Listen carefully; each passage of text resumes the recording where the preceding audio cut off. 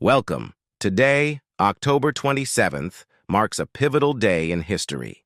In 1904, New York City's subway opened, revolutionizing urban travel. We also remember significant moments from World War I and II, including France's victory at La Malmaison and the end of the Slovak National Uprising.